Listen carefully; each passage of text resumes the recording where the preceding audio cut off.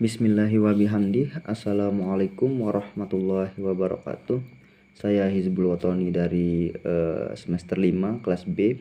Di sini saya akan memaparkan pemahaman saya tentang tulisan dari Pak Fajar Indra Kurniawan dan Bapak Dr. Iwan Jazadi tentang guru BIPA.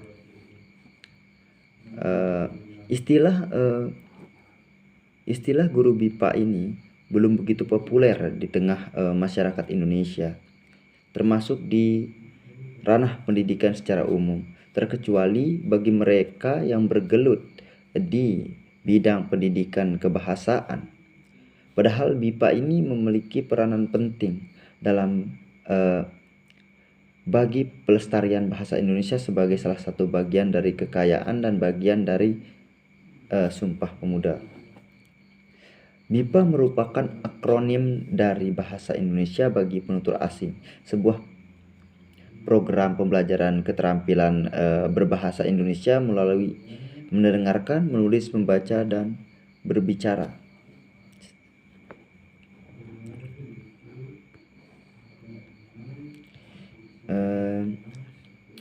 Pengajaran bahasa Indonesia kepada penutur asing ini atau disingkat BIPA merupakan bagian penting dalam perencanaan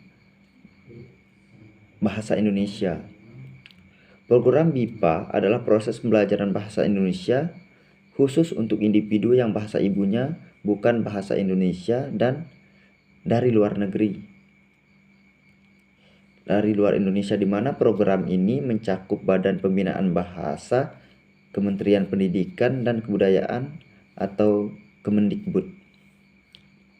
Pengajaran BIPA berarti mengajar bahasa Indonesia kepada penutur asing. Oleh karena itu pengajar BIPA harus memiliki pengetahuan bahasa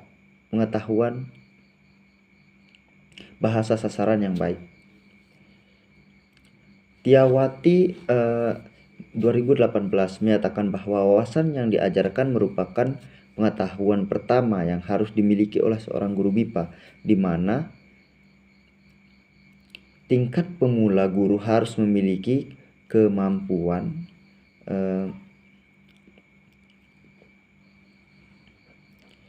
untuk menjelaskan bagaimana bunyi dalam bahasa Indonesia yang dihasilkan dengan ucapan. Penelitian ini dirancang oleh penulis menjadi penelitian kualitatif. Penelitian kualitatif adalah jenis penelitian ilmu sosial yang mengumpulkan data, bekerja dengan data non-numerik, atau berupaya menafsirkan makna dari data tersebut yang membantu memahami kehidupan sosial melalui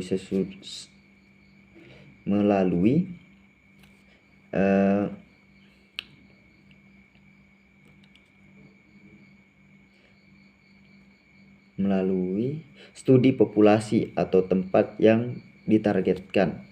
Penelitian kualitatif melibatkan pengumpulan data, analisis data non-numerik, misalnya teks, video, audio, untuk memahami konsep pendapat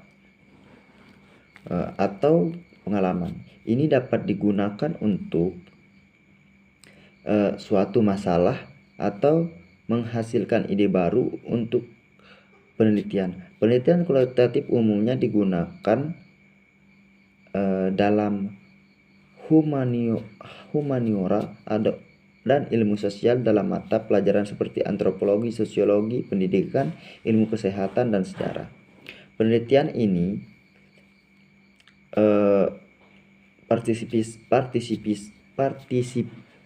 partisipannya adalah 2 orang guru BIPA yang berkualifikasi dan bersertifikat di Kantor Bahasa Provinsi Nusa Tenggara Barat dan Institut Lingual French Mataram. Lembaga-lembaga ini mensyaratkan guru BIPA mereka memiliki sertifikat dan pengalaman dalam mengajar bahasa Indonesia. Dalam mengumpulkan data, peneliti menggunakan observasi, wawancara, dan menggunakan notebook dan handphone untuk mengumpulkan data dari observasi dan wawancara. Dokumentasi adalah bahan yang memberikan data atau bukti resmi yang berfungsi sebagai catatan. Data khusus peneliti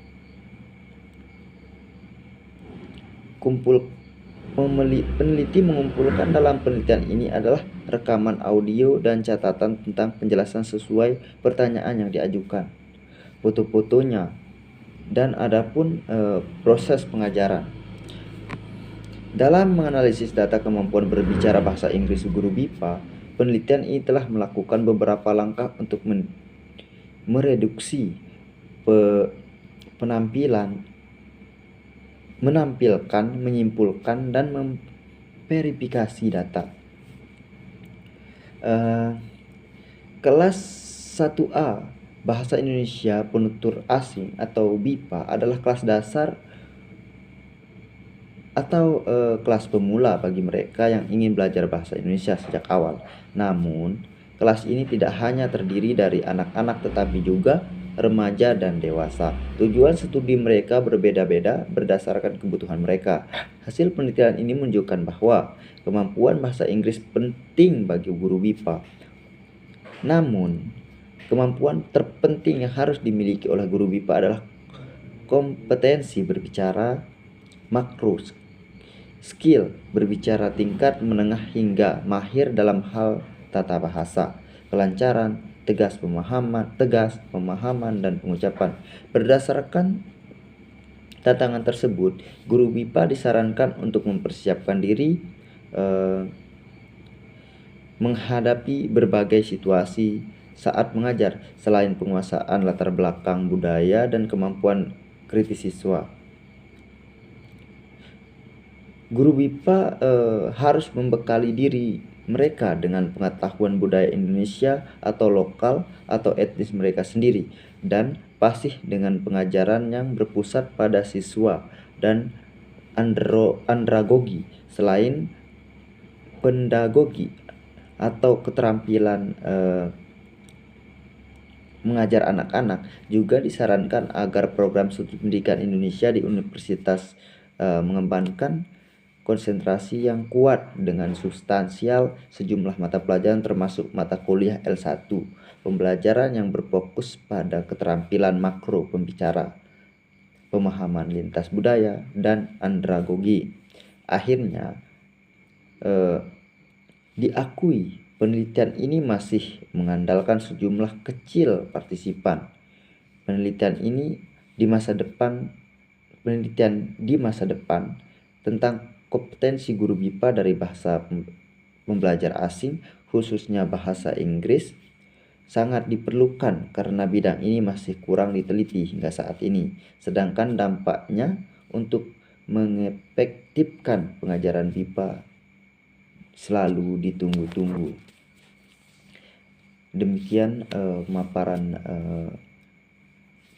pemahaman dari tulisan Bapak Dr. Iwan Jazadi dari saya.